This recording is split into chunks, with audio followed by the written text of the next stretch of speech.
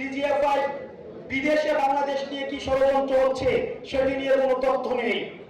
তারা একটা রাজনৈতিক দলের সাথে আরেকটা রাজনৈতিক দলের, একটা রাজনৈতিক নেতার সাথে আরেকটা রাজনৈতিক দলকে কিভাবে মুখোমুখি দাঁড় করিয়ে দেওয়া যায় সেটি নিয়ে তারা দিনরাত হচ্ছে ব্যস্ত থাকে।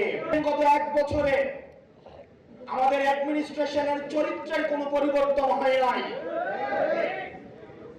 বিগত সময় নির্বাচনের কথা যদি আমরা মনে করি, ওসিকে নির্দিষ্ট সংখ্যক অর্থ দিয়ে কিনে ফেলা হতো, ইউনিকে সাক্ষী রেখে দিনের ভোট রাতে করা হয়েছে, মরা মানুষ কবরস্থান থেকে এসে ভোট দিয়ে গিয়েছে।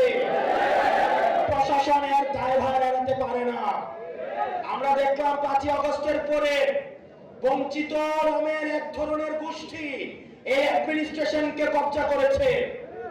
আমরা কিন্তু দেখি নাই গত 15 বছর কোন অ্যাডমিনিস্ট্রেটিভ অফিসার, কোন সচিব, কোন ডিসি, কোন এসপি তিনি পদত্যাগ করতে চেয়েছেন হাসিনার বিরুদ্ধে গিয়ে। প্রিয় যুব সমাজ, 5ই আগস্ট যদি না হতো তাহলে তাদের মধ্যেই আবার দেখা যেত হাসিনার পক্ষে, হাসিনার উন্নয়ন কেন প্রয়োজন সেটির পক্ষে দিস্তায় দিস্তায় আবার রচনা লেখা হতো, কলাম লেখা হতো, টকশোতে আবার কথা বলা হতো। আমরা একটি নির্বাচনের গণতান্ত্রিক উত্তরণের জন্য নির্বাচনের দিকে যে যাচ্ছে সেটির আগে অ্যাডমিনিস্ট্রেশন সংস্কার করে আমরা এই ব্যুরোক্রেটদের আমরা ভূমিকা সম্পর্কে নিশ্চিত হতে চাই। যারা আগের 3টা নির্বাচনের সাথে জড়িত তাদেরকে দৃষ্টান্তমূলক তাদের ব্যবস্থা নিতে হবে। প্রিয় যুব সমাজ, সেটির বিষয়ে আমাদের ভয়েস রেজ করতে হবে মাঠে এবং জনগণের মধ্যে সে বিষয়ে সচেতনতা বিস্তার করতে হবে। আর কোন প্রশাসন যেন হাসিনার সেবাদাস হিসেবে জনগণের বিপক্ষে গিয়ে ব্যালট যুদ্ধে ব্যালটকে বুলেটের সামনে রেখে জনগণের বিপক্ষে কাজে না লাগাতে পারে। আমরা দেখেছি বুলেট দিয়ে ব্যালটকে নিয়ন্ত্রণ করা হয়েছে।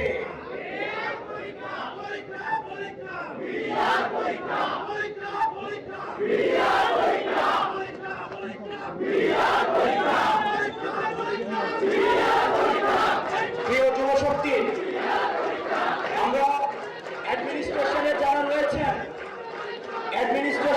রয়েছেন পরবর্তী বাংলাদেশ বিনির্মাণের জন্য আপনাদের ভূমিকা অপরিসীম, আপনাদের সহযোগিতা আমাদের লাগবে। একটা বাংলাদেশ বিনির্মাণের জন্য আপনাদের গুরুত্বকে কখনোই এখানে গণ্য করার সুযোগ নেই। কিন্তু দয়া করে আপনারা এনসিপি পন্থী হওয়ার দরকার নাই, আপনাদের জামাত পন্থী হওয়ার দরকার নাই, আপনাদের বিএনপি পন্থী হওয়ার দরকার নাই। কোন রাজনৈতিক পন্থী হলে সেটার পরিণতি কি হয় সেটা আপনারা 5ই আগস্ট দেখেছেন। দয়া করে আপনারা যে শপথ নিয়ে জনগণের সেবা করার জন্য আসেন, আপনারা দয়া করে বাংলাদেশ পন্থী হন। সর্বশেষ সবচেয়ে কনসার্নিং বিষয়, আমরা দেখেছি গুম খুন হত্যার সাথে কিভাবে রাষ্ট্রীয় এজেন্সিগুলো কিভাবে জড়িত রয়েছে। 5ই আগস্টের পূর্বে আমাদেরকে ভিলেন বানানোর চেষ্টা করা হয়েছে। আমরা দেখেছি এজেন্সিগুলো মিডিয়াকে নিয়ন্ত্রণ করে, এজেন্সিগুলো ব্যুরোক্রেটদেরকে নিয়ন্ত্রণ করে। সেজন্য ডিজিএফআই নামে যে সংগঠনটি রয়েছে সেটির বিরুদ্ধে যথাযথ ব্যবস্থা নিতে হবে। পৃথিবীতে আর কোন অর্গানাইজেশন নেই। আপনি যদি সিআইএর কর্মকাণ্ড দেখেন, তারা ইন্টারনাল এই ডোমেস্টিক পলিটিক্স নিয়ে তারা কখনোই, আপনি দেখবেন ডিজিএফআই বিদেশে বাংলাদেশ নিয়ে কি ষড়যন্ত্র হচ্ছে সেটি নিয়ে কোনো তথ্য নেই।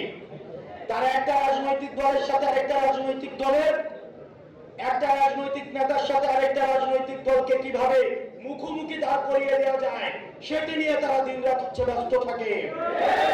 আমরা বলবো আপনারা আপনাদের কাজ করেন। এই আনঅডিটেড আপনারা যদি দেখেন ডিজিএফআই এর কিন্তু অর্থ কখনো হিসাব করা হয় না। একটা আনঅডিটেড একটা ফান্ডেড একটা প্রতিষ্ঠান হচ্ছে ডিজিএফআই, এবং সেটাকে দীর্ঘদিন গুম খুন হত্যার সাথে সেটাকে জড়িত করা হয়েছে। দুঃখজনক ভাবে আমরা দেখছি রাষ্ট্রের অনেক বড় বড় কর্তা ব্যক্তিত্ব এখন ডিজিএফআই এর পক্ষে দাঁড়িয়ে যাচ্ছে। আমরা চাই এই প্রতিষ্ঠানটাকে সংস্কার করতে হবে, প্রয়োজনে এই প্রতিষ্ঠানটাকে ব্যান করে দিতে হবে। ব্যান করে দিয়ে এই মিলিটারি অর্গানাইজেশনকে বাংলাদেশ পন্থী হিসাবে গড়ে তুলতে হবে। কোন দলপন্থী করার কোনো প্রয়োজন নাই। বাংলাদেশের স্বাধীনতা সার্বভৌমত্বের জন্য এই মিলিটারি অর্গানাইজেশনকে আধুনিক যুগোপযোগী আমাদের 24 দফায় আমরা যেভাবে বলেছি বাংলাদেশ পন্থী একটা মিলিটারি অর্গানাইজেশন আমরা গড়ে তুলবো, সেভাবেই গড়ে তুলতে হবে।